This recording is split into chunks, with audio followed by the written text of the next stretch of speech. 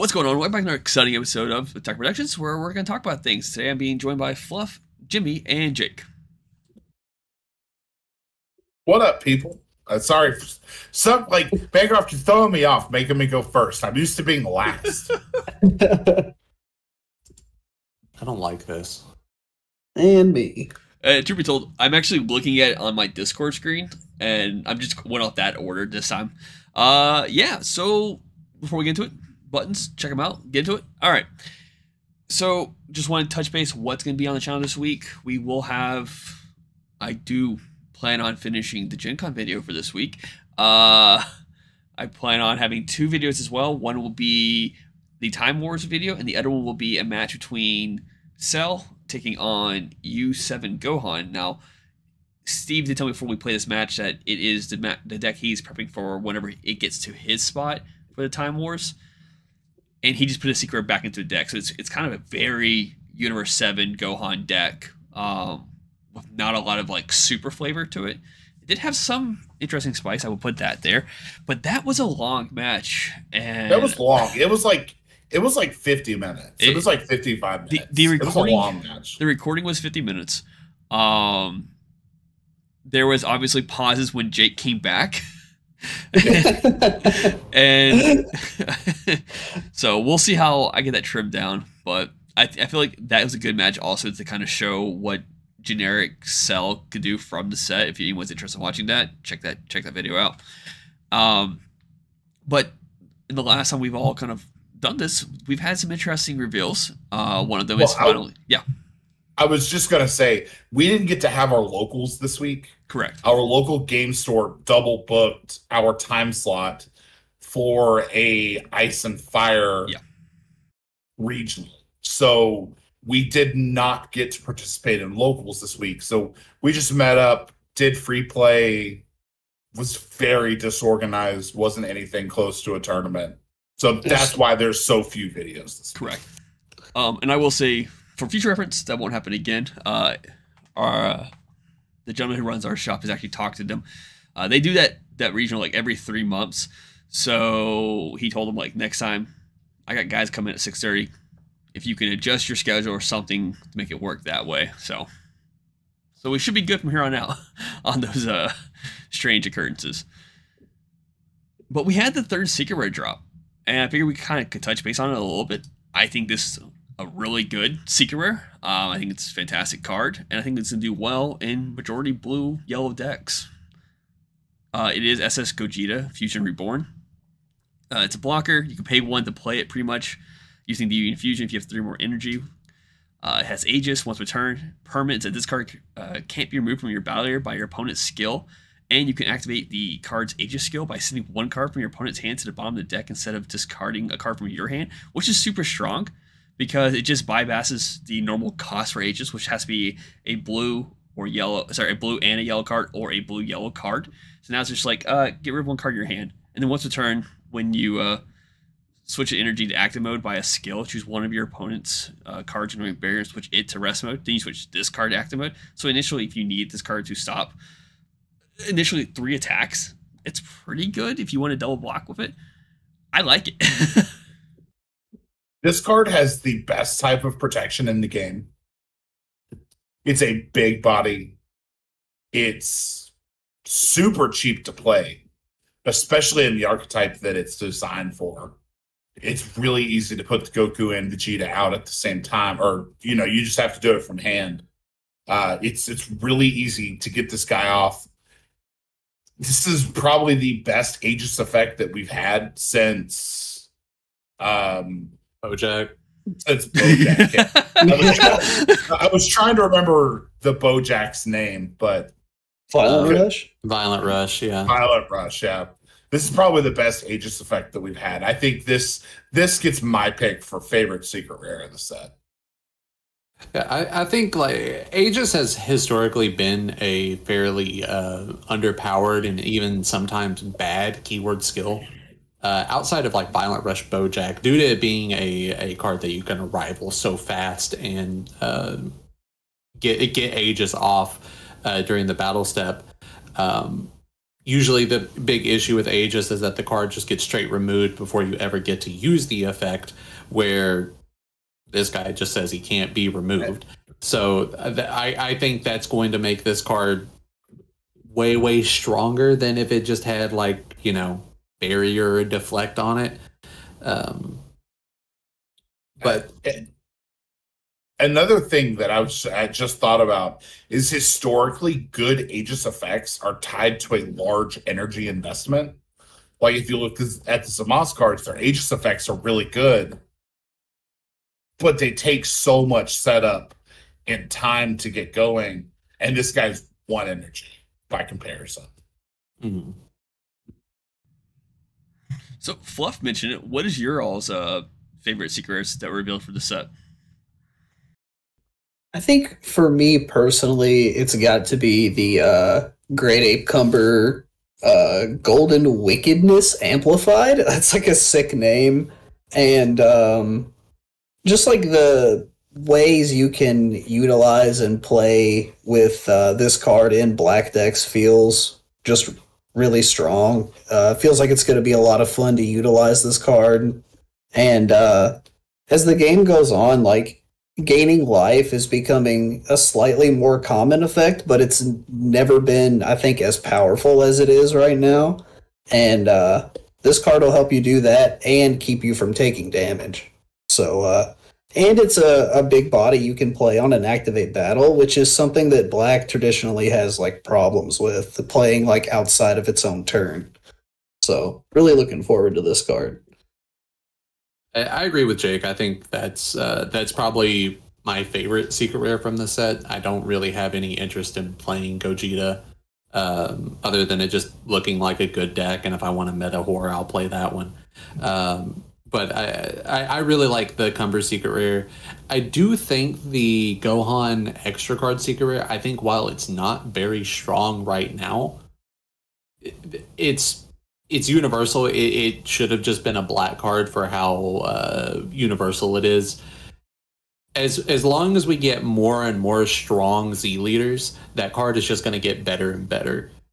I think it's a card that's going to, like, drop down to, like, you know, $40-50 after the set settles. And you should probably buy it up then, because there will be a use for that card one day. So I think that card is just really neat.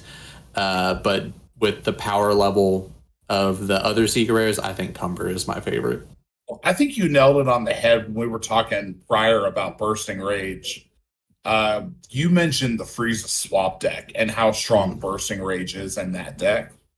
Mm-hmm. And it wasn't until, like, that scenario specifically that I was like, oh, it is actually really good in that deck. Like, it's not a secret rare that is going to slot into any specific deck, but definitely one to keep an eye out for as the game moves forward. Yeah, the fact that it's free is pretty nice. But I will agree, though, with Jake and Jimmy. I think, in my opinion, Cumber is probably my favorite, and it's like Gogeta's, like, right behind it, and then Bursting Rage.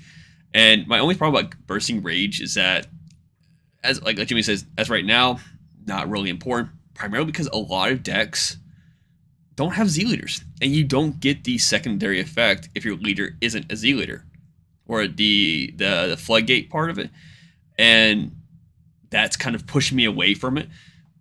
But Cumber is the, I wouldn't mind switching my pain out in my AOD deck to try that out for a bit.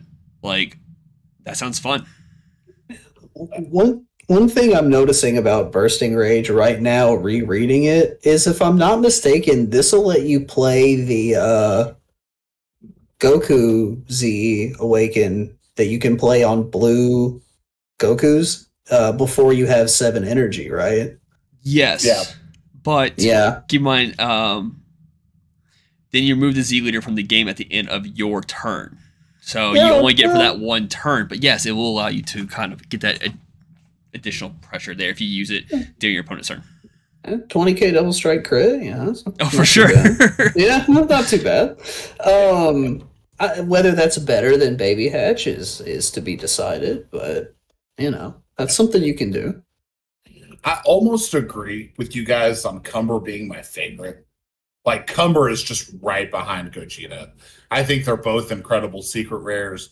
There's really no negative to either of them. But I'm a Gogeta whore. I love Gogeta. So I gotta go with that. But Cumber is like right on its tail. And the Gogeta is arguably more playable, right? Like, straight up can't be removed. Like, you can, neg it out if you can get 35 together of negging in one turn? Like 40. And 40? Yeah. It's a secret, so it has 40 power. I'm looking at the 8-drop. Yeah. So 40 altogether? As long as your leader's blue or yellow and you had the Goku Vegetas, you can play this card, pretty much. It doesn't... The Union Fusion's a blue or a yellow. Like, you can play this in a mono yellow deck or a mono blue deck, you know? Yeah. If you're running Goku and Vegetas that have the same power, like, I really feel like this card could be slotted into a number of different decks. Wait, Jimmy. I think this is a secret rare that you could run. No, because you have to pay a blue or yellow energy. Never mind. I'll shut up. Jimmy, would you play this in Whis? No. Yellow Whis, that is. Sorry. No. No? Okay. I was just curious because it's a deck that's full of Goku and Vegeta, so I wasn't sure. Would you play this in Whis? Yeah, you could. Yeah. Yeah, sweet. Okay. But I wouldn't. What secret do you play in that deck? Unison Mirror. That's fair. That's a fair. No, it's not fair. That card fucking sucks. Well, no, there's a story behind it. There's a story behind the card, so that's the only card that's going to be run in Whis. Now, if there wasn't a story behind the card, and I had access to Gogeta, I probably still wouldn't play that shit because I don't want to. Oh, okay. Yeah. All right. Yeah, because I don't run enough blue-yellow cards to. Well, I guess it doesn't really matter. Yeah, I'm saying, like, my opponents, but out of your opponent's hand. Yeah, it doesn't matter. Yeah, well, I still wouldn't run that shit because I don't like the card. All right. I don't know. I think it's probably the most playable secret rare this set, but I just personally like the what was it? Golden Wickedness? Like, that's so sick. Wickedness Like, I personally like that. Yeah, I personally like that a little bit more. But before moving off to secret rares, just got to point out that after we saw the third secret rare, I think most people kind of called it. Gogeta did get the God rare, and I don't know who said it, but I totally agree. It looks like the Pokemon, like with that super rarity, like rainbow swirl effect they do on their Pokemon cards. Mm-hmm. Yeah. So first they take the Yu-Gi-Oh! Ghost rares, and then they do Pokemon Hollowing. I mean, it looks good though. I think it's my favorite. It's my favorite God rare they've done so far. The others were just like full gold, whereas this has the gold accents with what appears to be a rainbow foiling in the background, which I really appreciate. I'm not going to go out of my way to buy this card, but it's my favorite of the God rares so far. If we were to pull this card, Fluff, are we selling it? No. Okay, I just had to ask, that's all. No, if we pull this card, I'm going to play it. I hope you guys pull it just so I can see it. Like, it looks great on the pictures that have been up online. We've had someone pull every like God rare or Hollow rare for the exception of the first one, right? At our shop? Yeah. So, crossing our fingers. Yeah. This is my absolute least favorite of all the God rares, and I know this is going to be the one I pull. I know it's. I absolutely know it's going to be. I just want to see it in person. Yes. Right. Like, if we pull it, fine. If someone else pulls it, I'm really happy for that person. But I just want to see it. Yeah. Moving on, they finally kind of dropped the promos, and nicely enough, they dropped them in 2 drops, which was kind of a nice, like, day 1, day 2, that's all. Fantastic. And I love all these promos. I love the directions they're taking them. Not a lot of them are, like, needed for the current decks, and a lot of them really support older decks, which I think is fantastic. And do you guys just want to kind of just go over them real quickly, just kind of read them out and go over it, or how you guys want to do it? I think everybody should just say their favorite, and as long as nobody like takes another one, we can just talk about 4 of them, and then people can go like seek out the rest. Okay, so who wants to start? I'll go first. I think the red pan is probably my favorite. This is kind of the exact thing that the deck wanted, like a way to play a free negate and stop more attacks while also playing into the deck's theme of like adding power to 15Ks and drawing a card. And it may be because I've just picked that deck up recently, but this one's the standout of the set for me. Yeah, this promo set was really stacked. I would say over half of them really caught my eye. Jake actually took my pick on Pan. So I guess I'll talk about Pycon testing strength. It's a 5-drop for 2 energy. If your leader is a blue Pycon and you have 3 or more energy, when this card in your Z energy is placed in your drop, play up to 1 blue Pycon with an energy cost of 8 from your hand, and then also activate main for 1 blue energy. If your leader is a blue Pycon card and you add this card from your energy to your Z energy, add the top card of your deck to your energy. So this card really fulfills, in the Pycon deck, it fulfills two roles. So the deck can early awaken by moving, if a card is moved from energy to Z energy. And then this also is a way to get the 8-drop out when you Z awaken. Which is really strong. So I think this card fulfills multiple functions in the deck. I don't think it's going to make the deck meta relevant, but I've always liked the Pycon deck, and I will definitely be picking up a play set of these and brewing up a Pycon list. Yeah. This Android 18 is going to be a fucking problem. The card is way too good for being a 1-drop.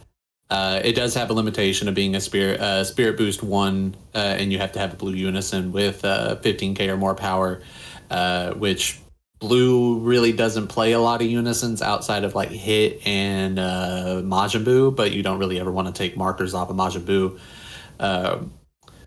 But just getting to activate main on a blue extra card for essentially free if you're playing a 1-drop, like cards like Intersecting Fates. There's another card I think it's like called Until We Meet Again. There's like a lot of cards that are just really strong and have really nice effects, but just don't really have a place in many decks because they cost an energy. Mm-hmm. Where this Android 18 opens it up to just being able to pop that Spirit Boost and just play the card for free is really, really strong. And as long as blue keeps getting more and more just good extra cards with the activate main skills, this card is always going to be a relevant card. And plus it's a top 7 searcher for a blue extra card with the energy cost of 1, so that it didn't need that as well. I see this card slotting in really well into the old Android 21, Expert Deck 21. I see this card slotting really well into that deck. I was going to say either 21 or just the recent 18 deck that came out. Like, those both decks have unisons that kind of, if I recall correctly, work well with the deck. And this just fits perfectly in those. Well, even the Soul Striker list I've been playing recently, it doesn't really have a turn 1 play. And now you can play this top 7, grab a Bean, grab a D-Magic, grab a Beerus Destroys, and just really start going to town. For my favorite, it's a duo. It's just because I used to play Announcer back in the day. I love that deck. Maybe not as big a fan as Tannerus, but the Goku and Chi-Chi, I think those are great cards. I think those are fun. I like when cards kind of interact this way. I wish the arts actually connected like they did back in the, World Martial Arts format did, but it's all well. It's all good. I think there should be an honorable mention to that 6-drop Hatchiak. Yeah. No, we don't need to talk about that. like that card is disgusting. Yeah, that slots right into that deck perfectly. And going forward, I think Hatchiak is going to see more play in this upcoming format than it has in the past few. I don't know why that was so hard to get out. In a very good spot right now. Also, what the real honorable mention should be Heartfelt Plea 2.0. I didn't want to say that, but yeah. I mean, but I think they definitely spent the time on wording that so it only really works with this deck instead of everyone just kind of throwing in almost any deck just to get to go off. Is that I've seen Helku? No, it's the old yellow pan from. I've seen a ton of people brewing it up. It's from set 8? Yeah, Malicious think Machinations. Yeah. Okay, I remember what you're talking about. I've seen a lot of people brewing. Heads up, guys. That leader is shit. Just because it got a good card doesn't make that leader good. Like, Let's shift a bit from Dragon Ball and talk about another card game that I don't know if we're going to truly invest into it, but I'm interested in just seeing who is interested in it. And actually want to talk about the packaging. So I got 3 of the 3 Lorcana starter decks. And the packaging, I'm used to, I think starter decks always having kind of a plastic container and the deck kind of sitting inside there. Instead, it was kind of folded up inside this little box and it's wrapped up in paper. It's like wax paper. Yeah. And it keeps it pretty sturdy. Now, this is the Amethyst and Amber deck. So, and this one is not, this is not misprinted at all. So, some people are having issues where I saw they got like 18 of 1 cards. But in this particular deck, every deck I think has 3 unique cards to it, and you only get 1 up in the deck. Now, I will say every card in the decks are in the set itself, so you could pull the cards you need if you want to, or you can just buy multiple starter decks just to get what you need. I don't think it's necessary. And also the promo cards for Lorcana are also already in the set as well, so like it's not something you have to like dig for. Like this right here promos are just all cards. Well, no, it's a foil. Like this is one of the tournament cards that are being passed out during week 4, 8, and 12, and it's just a hollow version of that card. And this is kind of like the hollowness of that. So, but I have the 3 starter decks I have not opened up yet. So I figured I'll open them up on camera instead of hanging on to them and maybe selling them for $15 a pack. Because that's what people are doing, aren't they? Oh wow! Yeah, each starter deck came with a pack to open. So it was like, hey, do you want to open these now? Beck was like, no, we'll just do it on camera. I figured it'd be easier that way. You got a hand cam or? I got one over here. So I don't know. Maybe I'll just. I don't know how I'm gonna do this yet. But I got my camera over here set up so I could like open it with a closer picture and maybe put on the video that way and then show you guys afterwards. If that works for you guys. So what are the rarities of the cards? So I'm assuming there's common, uncommon, rare. Yeah, I know like the secret rare of secret rares is Enchanted. And you're supposed to be able to pull, you're supposed to get I think 1 per case, and the case is 4 boxes. Now I will say my concern with this set is that the boxes themselves aren't sealed. They have like a paper tag to them that you can pull off and whatnot, but you can still reach in there and pull packs out or put new packs in there just to kind of like go around.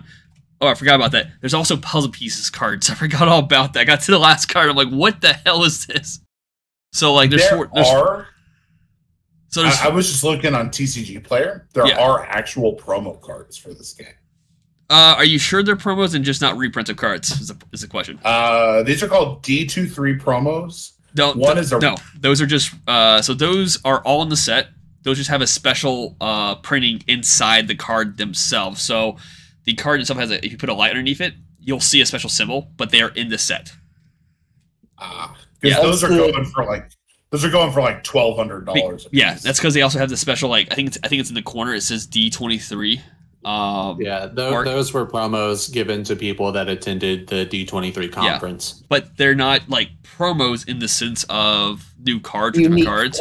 like in Dragon Ball. So they're all in the set. You can get them naturally. Like there is no like promo in the sense of a like how we do in Dragon Ball, like where it's a like Jake said, a unique card. They're just different printings of same cards.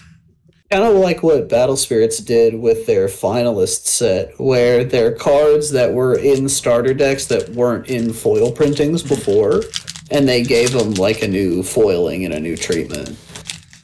So it looks like the rarities are common, uncommon, rare, super rare, enchanted, and legendary. Oh, so is legendary higher than enchanted? I thought enchanted was the highest. Or it might just be the order to have it there. I think it might be the order. It looks like rarity is enchanted, and all of the enchanteds look like they're just alt arts. Yes, they are. And they are going for a ridiculous amount of money. Yeah. There's also, fun fact, there's cards, I'm not sure if they're on TCG Player, but they're the discard cards that got put back into the packs instead of being thrown away. So people are actually buying the discard cards as like I heard someone was buying it for like $20.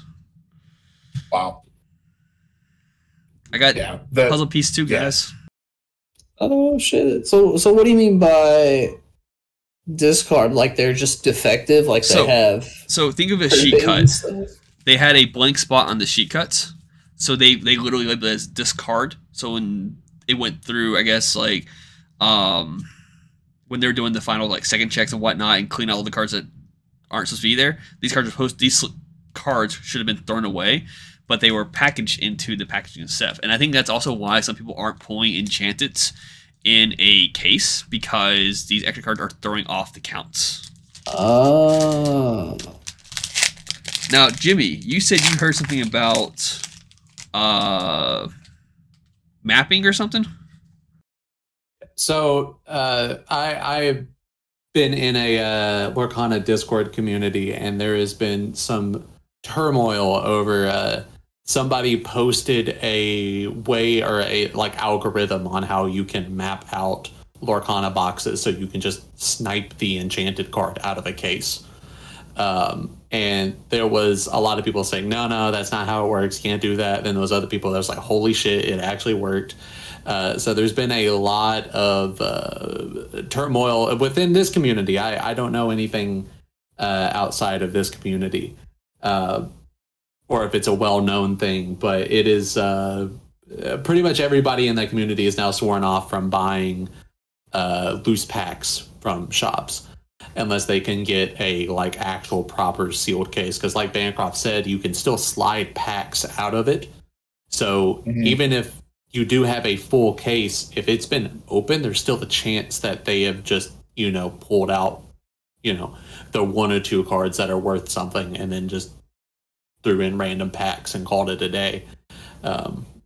So this right here, Fluff, was one of the D23 cards, but let's see, I did pull it in the pack. And it's actually the only card I wanted. So nice. Yeah, it's a Rockstar Stitch. I want to make a Stitch deck. I only bought the 3-star decks because with us having another Dragon Ball set come out in like 2 weeks, I did not want to spend any extra money on this card game until I knew more people from our locals were interested in playing in it. So I will say Lorcana prices on singles right now, they seem super inflated. Like legendaries are going for $30 to $50. The enchanteds are going for hundreds, I think. Hundreds. Like the Bell Strange but Special seems to be the most expensive, and it's going for $240. I think that's dropped because they were like between $500 and $800. Before I think either the Friday or the day before the release of it, and that's because people come at Gen Con and they were just cracking them and selling them right away, and people were paying that price for it. And the price will be still be inflated until September, because stores are supposed to get a second wave in September, and that should help kind of fix the market. But what's happening is that people are holding on to like their packs. They're not opening their boxes and stuff for collector value in order to kind of just resell it down the road for higher value. And until we get more waves coming in, we're not going to see the market adjust. So we probably won't see it fully adjust, I think, until like October. Yeah, it'll take a while for things to correct. Yeah, the game looks really fun. I'm a huge Disney fan. I really want this alt art of the Stitch Carefree Surfer. Like that is like the art on these are just adorable. Now, I think of everyone in the shop, I'm the one who's actually played the most. I got to play with Chase yesterday, showing him in the game and whatnot. My only critique about this game is that because there's less interactions like in this game, like compared to like the Dragon Ball, I do feel like, I guess Fusion Worlds is very similar. I do feel like the game could get a bit boring, and like how Jake had mentioned when he tried Fusion Worlds, it feels like it's dragging on when in reality it's not really dragging on because turns are going really quick. But because I'm not doing anything during my opponent's turn, I'm just letting them do their turn and just like, okay, how can I come back here? And also I feel like unless you truly kind of fix your deck to be a draw deck, it's really hard to draw cards. Like I had one card where it's like when this card is challenged, I could draw a card. And then the Sapphire has a card where it's like you pay 1 to look at the top 2 cards of your deck, add 1 to your hand, bottom deck the other one. And that's a great card for 1 resource.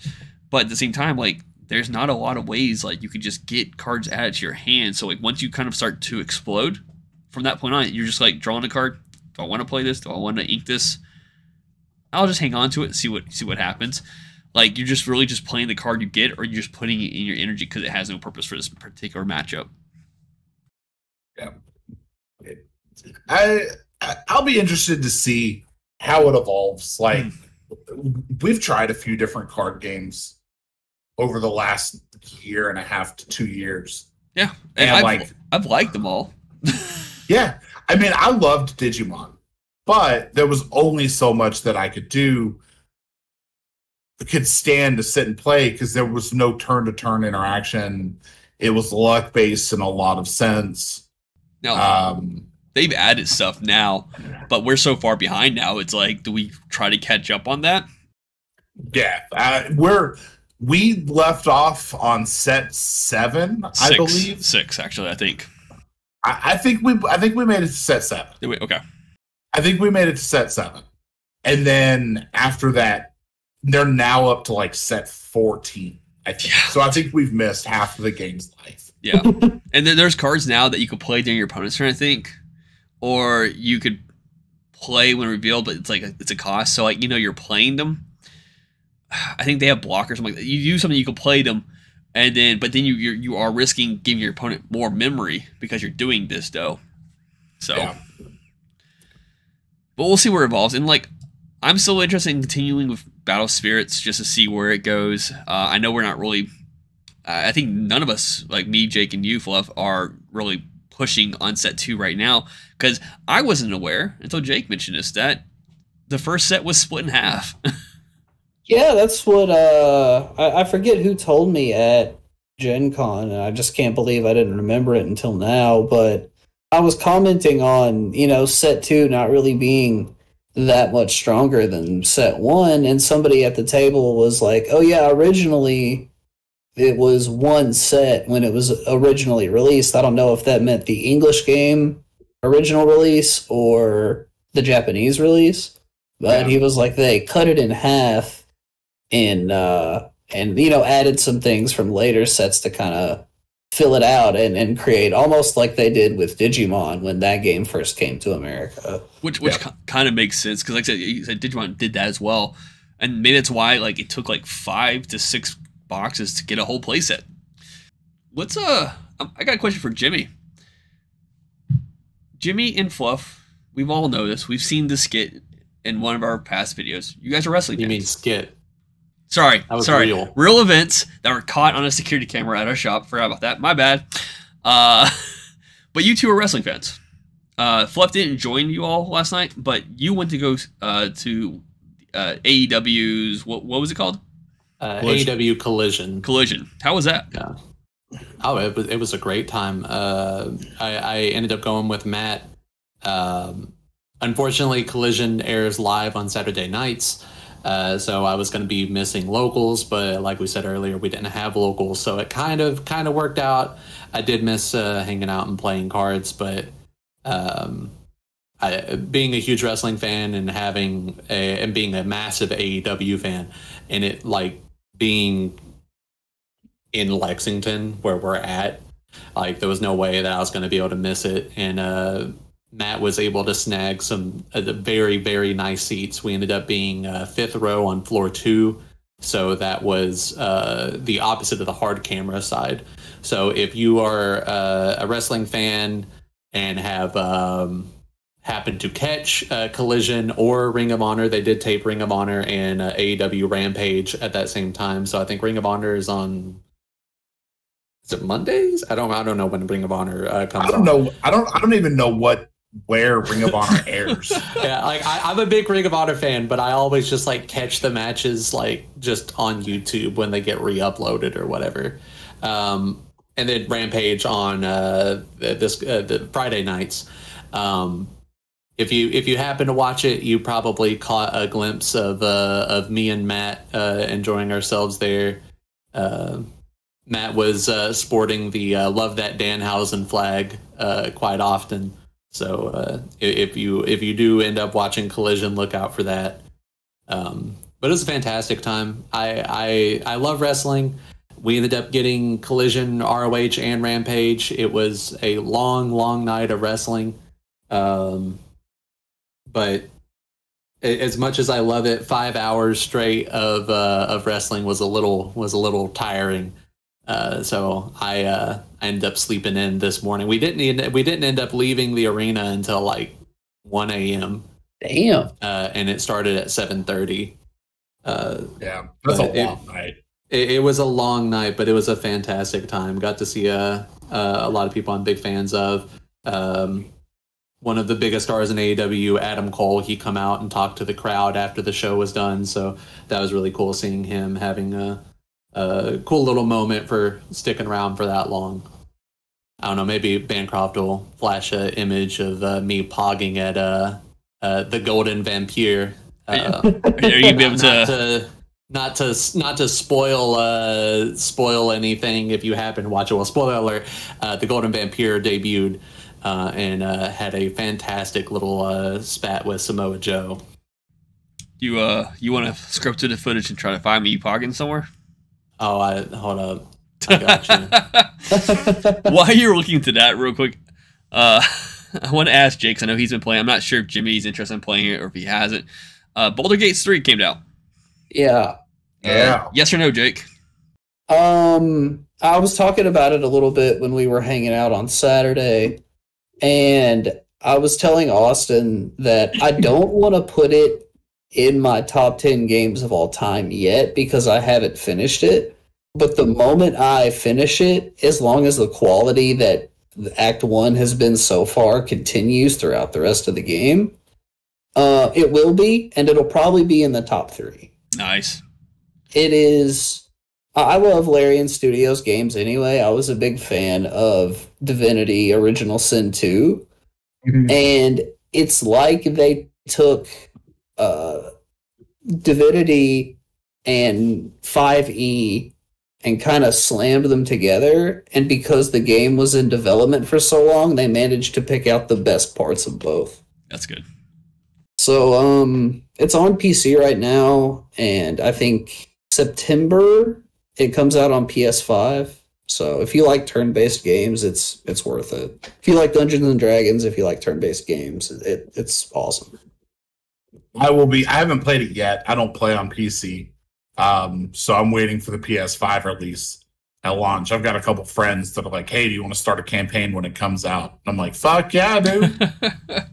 I will say multiplayer is great, but I recommend everybody play a single-player campaign because the interactions with the game-created party members you can have are one of the best parts of the game. Yeah, I look forward to playing. I haven't had a chance to get it myself yet. So, Bancroft, are you going to break into AOP funds and buy me a copy of the game? What? We'll turn the piggy bank upside down. We'll see figure it out. We'll see what change comes out. Oh. So, I mean, Jimmy, you haven't gotten it yet, then? No, I have not gotten it, but I have watched some gameplay. Jimmy, I think you would really enjoy it because you like a Wasteland series and stuff like that. Oh yeah, I'm a massive Wasteland fan. So yeah. But I loved the original games. So I'm really excited for this one. I just haven't had the chance to pick it up yet. I'm playing until Baldur's Gate comes out. I'm playing Forspoken, which was like Square Enix's game that came out before Final Fantasy 16. I'm so sorry. I want to know. Yeah, I've heard mixed things. Like majority bad though. What do you think, Fluff, so far? I'm enjoying it. The gameplay is a little weird at times. Like getting used to combat is a little weird, but it's a very open parkour world. Like creativity traveling is encouraged throughout the game. The dialogue is a little the dialogue's not the best. The story's probably on the predictable side of things. People were absolutely trashing this game, and I don't think it's that bad. I wouldn't give it a 10 out of 10, but I give it like a 6.5 or 7. It's not bad right now. Jimmy, you play anything new?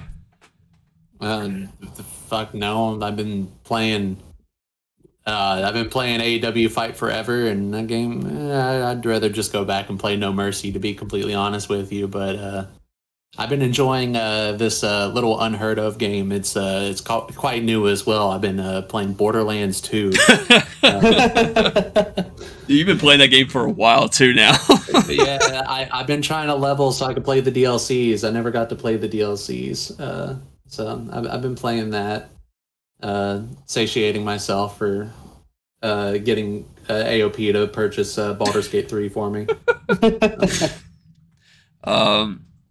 When I'm not playing DBD, I've been recently trying out Texas Massacre because it's free with Game Pass, and I've not played the killer yet because when I did I played I think last night before. My girlfriend was trying to sleep, so I was trying to not talk in the mic. She says I could have just used the headphones, but I was like, I'm fine. I'm actually waiting for Dark to get it, so that way we can play killers together, because you can play 3 killers in that game. So I just played as a victim so far, and my escape ratio right now is 66%. So you're not gonna play with me and Nick? Are you guys playing it right now? I mean, yeah, he's getting it Wednesday. Oh, didn't know. I'll play with you guys. I've been holding off on playing Killer because I was going to play with Dark, but if you guys are getting it, definitely. The game Isn't looks it basically fun. The same thing as Dead by Daylight? It's yes, except it doesn't suck. Shut the fuck up. Yes and no. It's an asymmetrical survivor game, but instead of trying to what the fuck does that mean? 1v4 team sizes are different. Yeah, they're different. Yeah. Oh, okay. So in DBD, it's 1v4, and the 4 are trying to get the generators, turn 5 generators on, then open the gate and get out before the killer can hook them. Hopefully 3 times, but sometimes people are dicks and won't unhook you, so you have to be only hooked twice to be killed. But in this game, there's really no if you get caught, you better get the fuck out of there. You better jump through hurdles, go through cracks and walls, do what you can, because if you let them hit you enough times, you're dead. And also, Bubba I think he can rep up the chainsaw to max and just one-shot people, but it takes a time to do that.